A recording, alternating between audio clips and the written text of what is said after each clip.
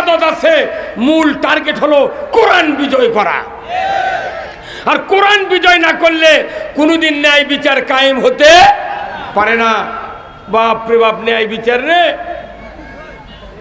BNP জামাতের 16 জন মানুষ এক জায়গায় বসে মিটিং করছে, যেহেতু জোটের লোক কতক্ষণ না, হুট করে পরের দিন শোনা গেল গ্রেপ্তার করতে 16 জনক, হ্যান্ডকাপ লাগে লাইন করে থুয়ে বলতেছে অমুক জায়গায় গোপন তথ্যের ভিত্তিতে নাশকতার পরিকল্পনা করছিল সরকারের বিরুদ্ধে, ককটেল বানানোর সরঞ্জামাদি সহ জিহাদি বই সহ আমরা গ্রেপ্তার করতে সক্ষম হয়েছি। কি ভাই কতক্ষণ না, ও সাংবাদিক কথা তুই লেখে ছেড়ে দে, যা হয় হোক। তুমি গোপন তথ্যের ভিত্তিতে জামাত বিএনপি ধরবার পারো, গরু চুরি হয়, হুন্ডা চুরি হয়, ওই তথ্য তুমি পাও না। এই কতক্ষণ, এখন তো কত মানুষ, এটি যদি এই সরকার পরিবর্তন না হলো নি 4-5 জন থাকবে পারলেন হেনে, আগে বাসার ব্যাগ ধরলেন হেঁটেছে, বলে তো কে পরামর্শ কি দিচ্ছে, এগুলা খুবই পৃষ্ঠপোষক হতো নি। এই কতক্ষণ বাটাম ফাটালো হেনে, আর এখন আয়, এখন তথ্য প্রকাশ্যে দিচ্ছে, আয় বাবাই আয়। বগুড়া পুরো জেলা জুলহাজ নামে টিভি অস্থিতিশীল পরিস্থিতি তৈরি করেছিল। ওই বেচারা খাগড়াছড়ি ট্রান্সফার হতে 5 তারিখের 8 তারিখে হতে, তারপরে লেখালেখি শেষ পর্যন্ত চাকরি ছেড়ে দিতে বাধ্য হচ্ছে। তুমি মনে করো আমাকে সরষের জমি শুয়ে থুয়ে তুই শান্তি মতো চাকরি করবো? আমরা আছি এই দেশত কতক্ষণ না, সারা বাংলাদেশে এইবার একটা খেলা আল্লাহ শুরু করে দিয়েছে। আমরা কাজ করি না করি আল্লাহ তাআলা অন্তরে এমন ভাবে মানুষের ইনকারেজ করে দিচ্ছেন, প্রত্যেকটা মানুষ অমুসলিম যত রাজনৈতিক দল আছে প্রত্যেকটা দলের ভেতরে ইসলামের একটা ফিল্ম সৃষ্টি করে দিয়েছে। হ্যাঁ, কিভাবে একটা অটো মেশিনের মতো। কতক্ষণ এই সুযোগ আর হাতছাড়া করা যাবে না ভাই। বিএনপি 100 আর 12টা ইসলামী দল 200, তাহলে কত হলো? 300 সিটলে আমরা ইসলাম কায়েম করব। এই কতক্ষণ টাকা বিএনপি দেবো ভাই, তোমাকে 3বার আমরা দেখেছি, তোমরা না খালি বিরোধী দল হয়ে থাকো, আমরা আগে ইসলাম কায়েম করি। যদি ইসলাম কেউ না মানে তোমাকে কিয়ামত পর্যন্ত ক্ষমতা দেবো। কিন্তু পেলাপেলি করলে যদি ফসকা দেয়, এখনই হাসিনা চাপাই নবাবগঞ্জে ভারতের লোক দিয়ে হাসলিয়া বোমালিয়া পেটে দিচ্ছে। ভারতের মোকাবেলা করার জন্য চাপাইয়ের লোক জীবন দিয়েও প্রতিবাদ দিচ্ছে, কথা ঠিক কিনা? দরকার হলে এই বগুড়া থেকে 10 লক্ষ লোক চাপাই দিয়ে আমরা মোকাবেলা করব।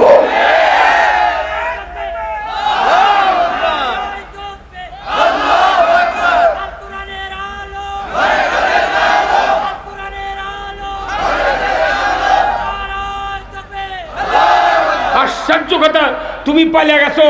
মোদি কেমন চাষ করছে, এক এমপি মোদি সংসদে এমন এমপি চাষ করছে, ভিসা ছাড়া কোন বুদ্ধিতে তুমি হাসিনা ঢুকালে?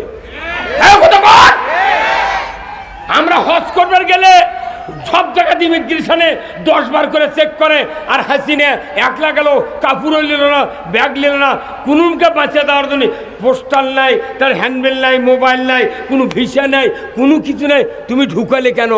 জবাব দিতে পারেনি মোদি জবাব দিতে পারেনি। ভারতের লোক ওর উপর খেপা।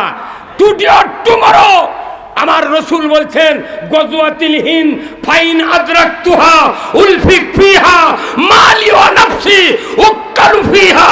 আমার রসুল বলেছেন এমন একদিন আসবে হিন্দুস্তানের বিরুদ্ধে মুসলমানকে যুদ্ধ করতে হবে। সেই যুদ্ধে আমি রসুল যদি বেঁচে থাকতাম আমার জানমাল খরচ করে শহীদ হয়ে যেতাম। আজকে জাতির কাছে প্রশ্ন, আমরা ইমানদার, আমাদের সৃষ্টিকর্তা কে? আল্লাহর আইন মানতে অসুবিধা আছে?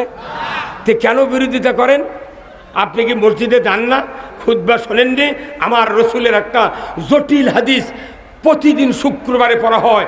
বিবেকবান লোক তারা যদি হাদিসটা ইমাম হিসাবে যদি মুক্তাদিকে বুঝাই দিতেন, আমাদের উপর কষ্ট হতো না, আমাদের বিরোধিতা কেউ করার সাহস পেতাম না।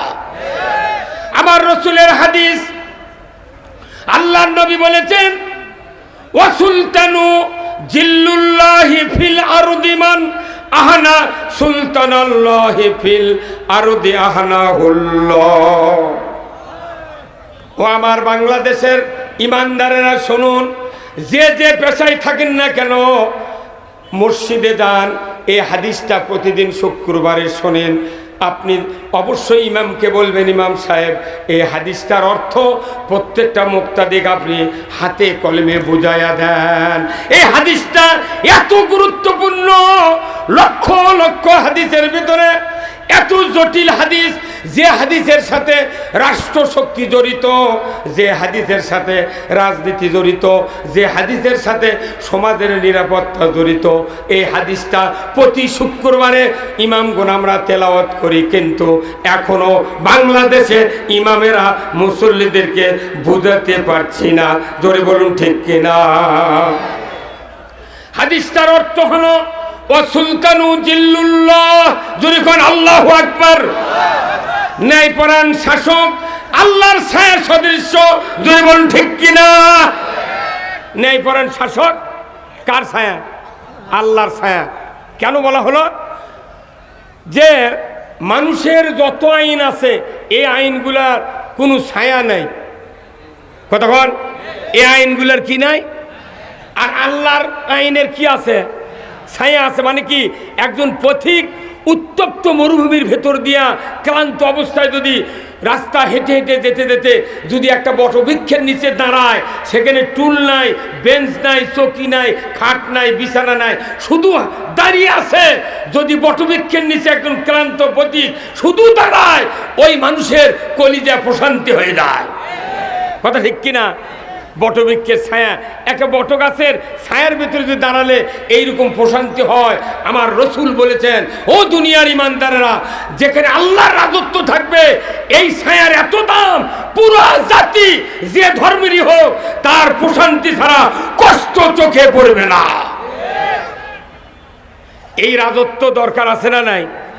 এই যে যতগুলো মানুষের নামের আগে আলহাজ আছে, দেখেন নি আলহাজ, আপনারা অনেক হাজি আছেন, প্রত্যেকটা হাজি সাহেব সৌদি আরবের যখন হজ করতে যান, হাজি ক্যাম্পর থেকে শুরু করে মক্কা মদিনা থেকে ঘুরে আসা পর্যন্ত তলবিয়া পাঠ করে। তারই মাঝখানের তলবিয়া শেষ পর্যায়ে হলো যে ইন্নাল হামদা ওয়ান নিয়ামাতা লাকা ওয়াল মুলক লা শারিকা লাক, আল্লাহু আকবার।